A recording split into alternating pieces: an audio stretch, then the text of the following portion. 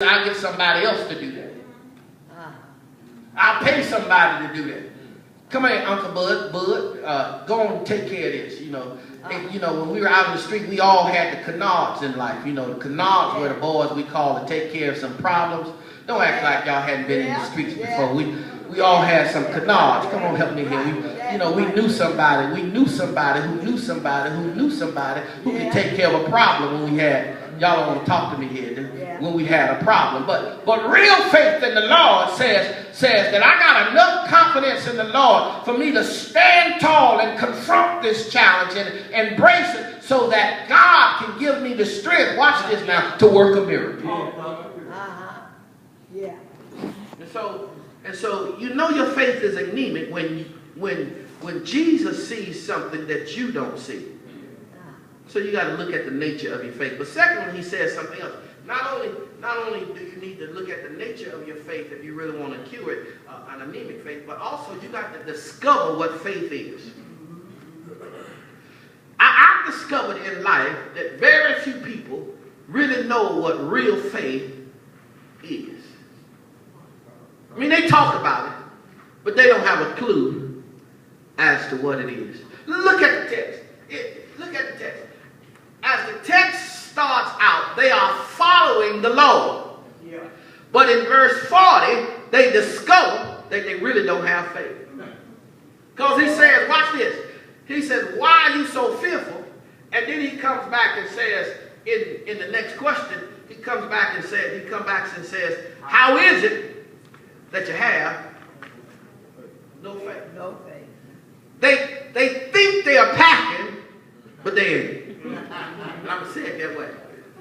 They think they're packing, but they're not. They think they got a 40 on the hip pocket, but they ain't got no bullets in it. And not only do they not have bullets, but they got an air gun instead of a real gun. Y'all want to talk to me here. They think they all that then some plus a bag of chips, but they don't realize that they had a hole in the bag, and as they were walking, the chips fell out. And so as they tried to open the top of the bag, they discovered when they opened the top of the bag. No chips. Go ahead. You know, I was in the store today. I was in the store, and I went to get something, and I came to the counter, and the cashier rung up what the purchase of the items were, and I didn't have a problem with it because I knew that I thought I had the money. No, not really. In my wallet. I knew what was in there yesterday, and I knew what was in there last night, but I didn't check it. Now, I don't know what happened between the time I went to bed and the time I left the house this morning. But I know when I got to the counter and pulled out my wallet and opened it up, surprise, surprise, surprise, it wasn't there.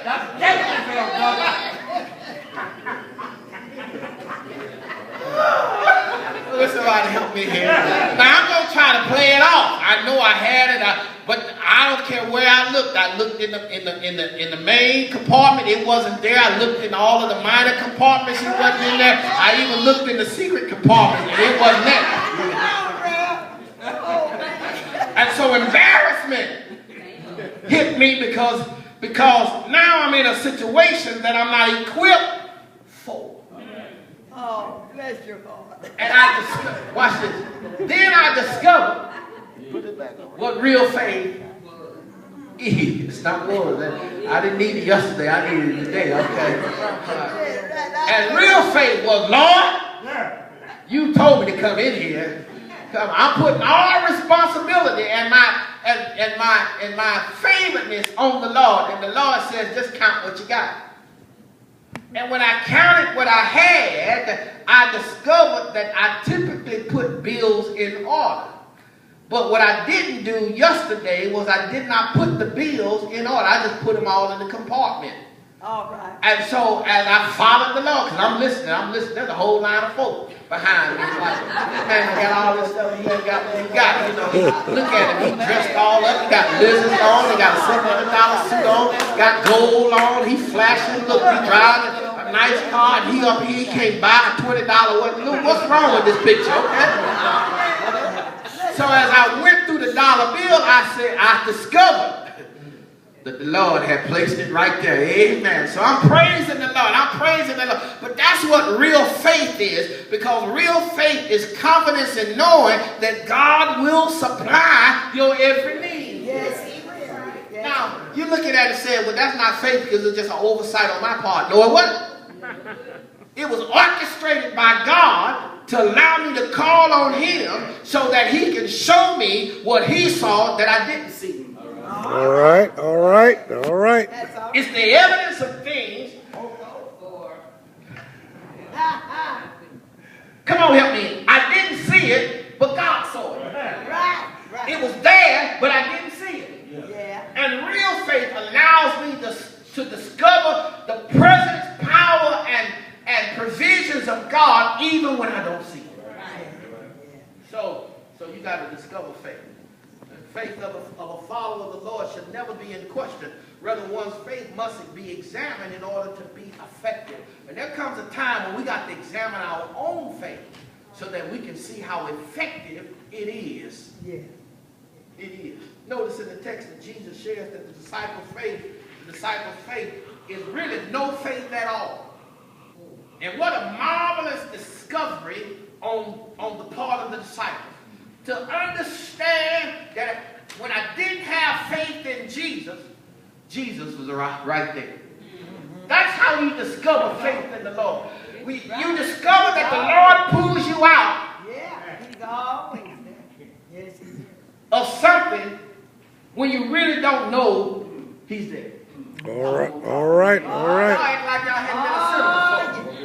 Y'all act like y'all never been saved before. And I know you're saved, but we're constantly being saved because faith is not something that you grab and you have just once you get it. It's a maturing process.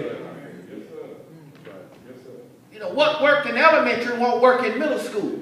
And what worked in middle school won't work in high school. And what worked in high school won't work in college. And what worked in college won't work in grad school. And what worked in grad school won't work in postgraduate school. It's a graduating process. And when we discover faith, we never ought to be we never ought to have the kind of faith that we had 20 years ago. We ought not have the same faith now. It should be a stronger faith. It ought to be a more mature faith. It ought to be a more solid. I wish somebody help me. Let me show you what I'm talking about. Remember when you were 20 years old? Yeah. You were asleep. I got a real testimony. You were asleep. You were fine. You were fabulous. I mean, you didn't have to work what you had. I mean, what you had was just work. I wish somebody helped me here. I wish somebody helped me here. Y'all don't want to talk to me here. I mean, that's just the way it was. I mean, when you buy a new